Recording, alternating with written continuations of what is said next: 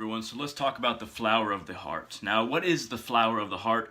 What am I referring to within oneself, within each of us, when I say flower of the heart? Now, the flower of the heart is that piece of us that exists at the very core of ourselves. It is the flower of true compassion and true love.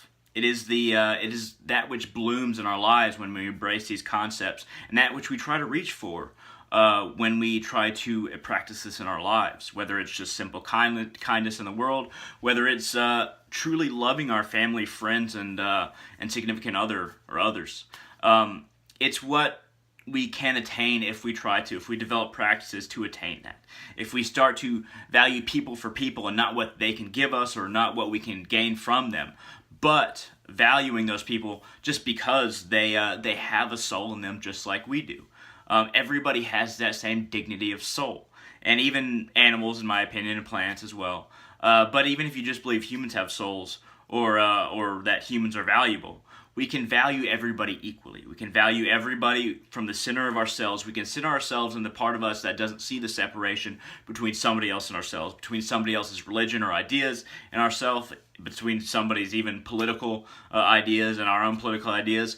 Even if we disagree with somebody, even if we work against their efforts because we don't view their efforts as being compassionate or correct, we can still approach it from a loving and compassionate standpoint. That is the flower within the heart.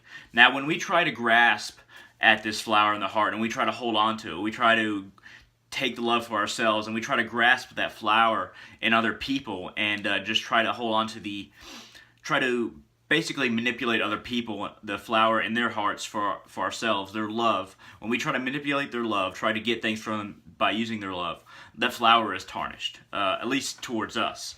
That flower in everyone, even if the person doesn't realize it, that center within us will recognize when we're trying to abuse that person, when we're trying to basically take advantage of their love for us or their compassion. Even if they're not a loved one, when we try to take advantage of other people's compassion. And honestly, our own heart, a lot of the time, that flower in our heart is tarnished when other people try to take advantage of our compassion.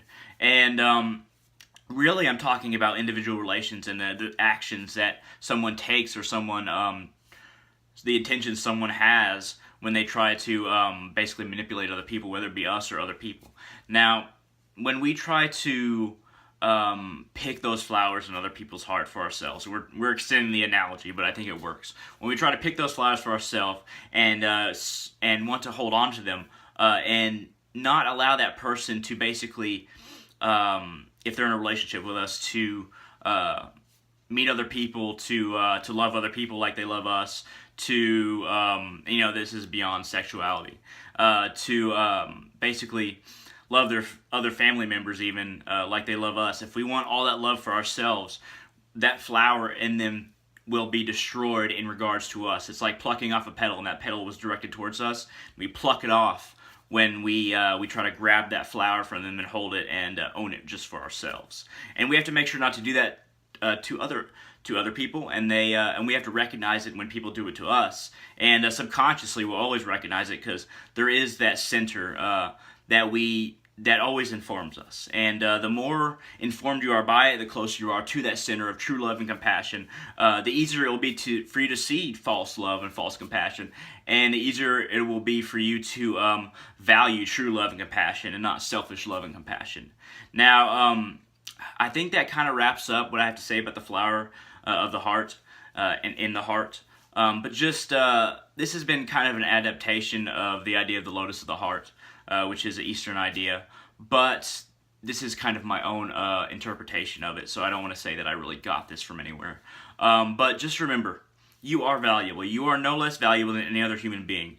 If you do something bad, expect to be punished, but don't think that makes you less valuable.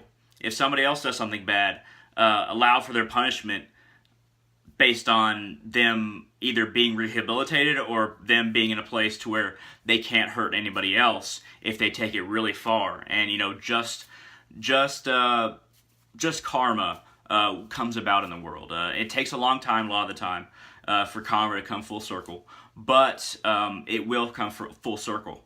And if it comes to legal matters and they get put in jail for trying to take advantage of other people, then we have to not lament them being in jail, but just if they are actually guilty, just see it as they are being taught what manipulation is and how it is wrong based on their actions, and we should expect this, and we should view ourselves in the same light.